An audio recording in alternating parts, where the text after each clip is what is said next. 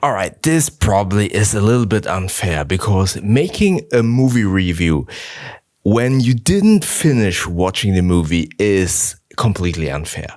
So I totally need to kind of acknowledge this before going into this video. I just watched half of the Superman movie from James Gunn. It was last year or a couple of months ago where this was released. No, I think it was last year. And I just watched it. So I actually got 1 month free of HBO Max. I just watched A Night of the Seven Kingdoms. I will definitely do a review about that series. And because I finished that series, I thought, okay, let's see what else I can watch in this free month of HBO Max. So I saw Superman, the James Gunn version, put it on, watched it, as I just said, for the half, and I'm really annoyed. I'm kind of annoyed. Again, this is really unfair. I totally get that. And I will do a couple of spoilers. And yeah, I just want to give you my 5 cents of this movie because it was really bad, in my humble opinion. I mean, I didn't care to finish watching it. So you have been warned, and I excuse that this is not a fair review. So the first things that really annoyed me. Let's start a little bit. So this Superman version, this movie by itself. First and foremost, the Superman, the actor that plays Superman, I think he's really good. And this was a really good casting choice. I don't know where he played before, what movies he played before, but in this case, I think he is a good Superman. So the premise of this, or the start of this version of the Superman thing is, we don't start with an origin story, which I actually really liked. So basically, you go right into a world where it's already established Superman exists, people know of Superman, and more importantly, they are so-called metahumans. So not only Superman exists, but also the Justice Gang. In this scenario is called Justice Gang, which is part of one Green Lantern, Mr. Terrific, and Condor Woman or something. And they are like superhuman or alien beings that are basically in this earth that we have in this movie, and everyone is fighting, and Superman is basically the hero, and he's already established. So I was actually really looking forward to this and not seeing another origin story.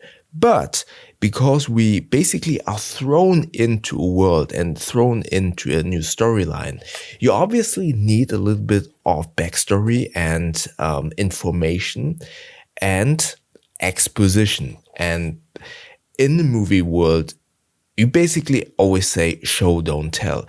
And while it is obviously very difficult in this scenario where we are thrown into a world that is already established, to give backstory without making the movie too long, and making it as clear as possible. I understand that this is difficult, but in this case, we have villains, specifically Lex Luthor, who always narrates parts of exposition. For example, okay, I hate him because he did this, or I'm doing this because of this. Oh, this works because I've done this and this and this and this. Therefore, I have the counterpart to Superman, and he's now fighting Superman, and he is able to beat Superman.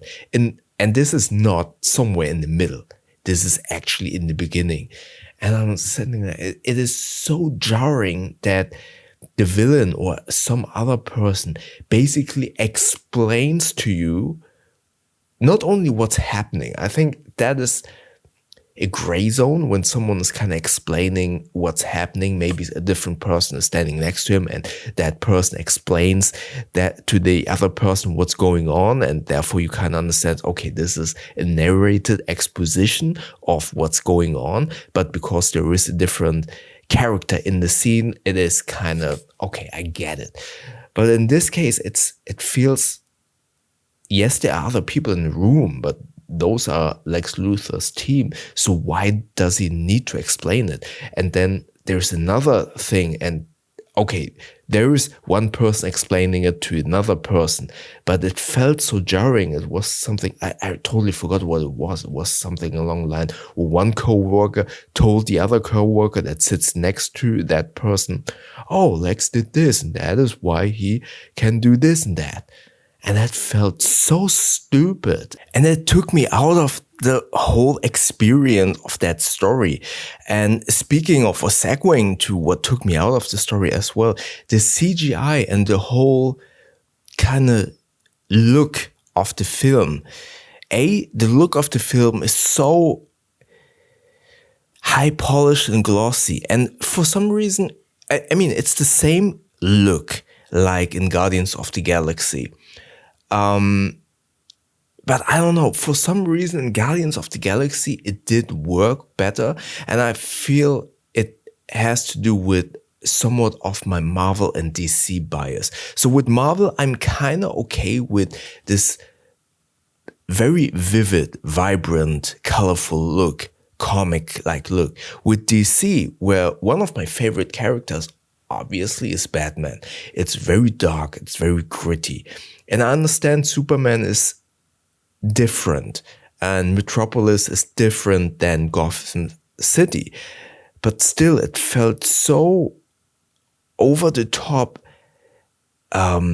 Everything is bright. Everything is really bright lit. And while I kind of understand this kind of counterpart to Gotham City, it just felt a little bit out of place. And then when you combine it with the CGI, there are scenes that, in terms of CGI, look really good. Don't get me wrong. The CGI from the quality standpoint is good. But there is this one scene, and there's this probably spoiler, where Lex Luthor comes to Superman's headquarters. I forgot what his name is. It's called like the Hall of Solitude or something like that. I forgot, this Crystal Palace, where all of these robots are, which I don't kind of, okay, I get to that in a second, where these robots are and they're fighting. And Lex Luthor is walking through the hall and his two kind of metahuman bodyguards are fighting these robots, and these things fly like literally inches, not fractions of inches, across his face, and he's not flinching at all, and he's like cool, really cool, as if he would be invincible. And he's definitely not. He's human. And I feel like the lack of some reaction, or the lack of, okay, I'm human, I can die, it felt unrealistic. That's not to say, I think the actor that plays Lex Luthor, although he had shitty script writing in regards to, okay, I have to deliver so much exposition by monologuing, I think he did a good job in terms of acting. Overall, I feel like the casting choices and the actors are really good. Excuse me, allergy seasons. Anyways, the casting is good. I don't blame any of the actors. They're really good. I think the writing is just a little bit lackluster. And more importantly, humor. That is a huge point. I think James Gunn is known for really good humor. And to be fair, the jokes are good.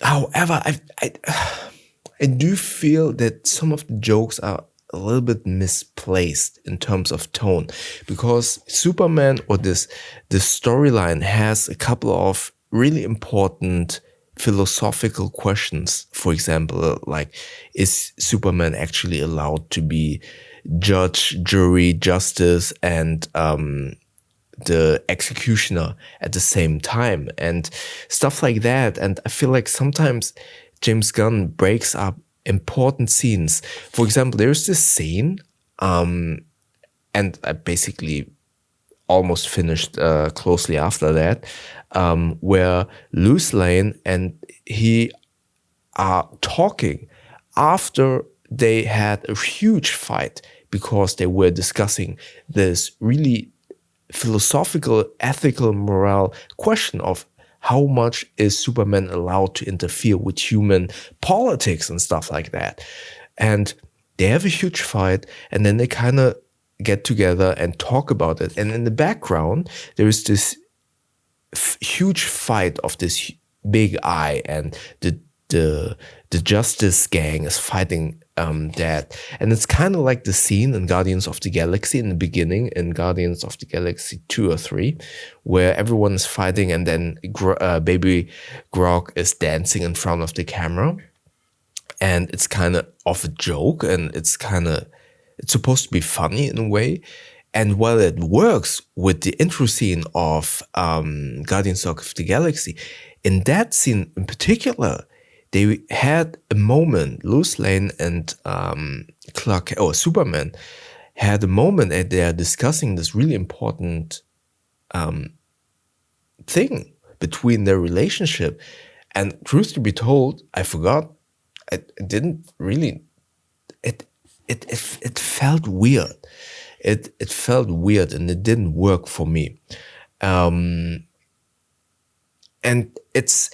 there are a couple of things where I feel like, okay, a little bit less of a joke would have been great. And yeah, this movie overall, I had a couple of high hopes, because although Superman is not one of my favorite characters, I did like the Zack Snyder version. Although I personally, I don't like Zack Snyder's style at all. I feel like it's too flashy and stuff like that. I really don't enjoy watching his movies.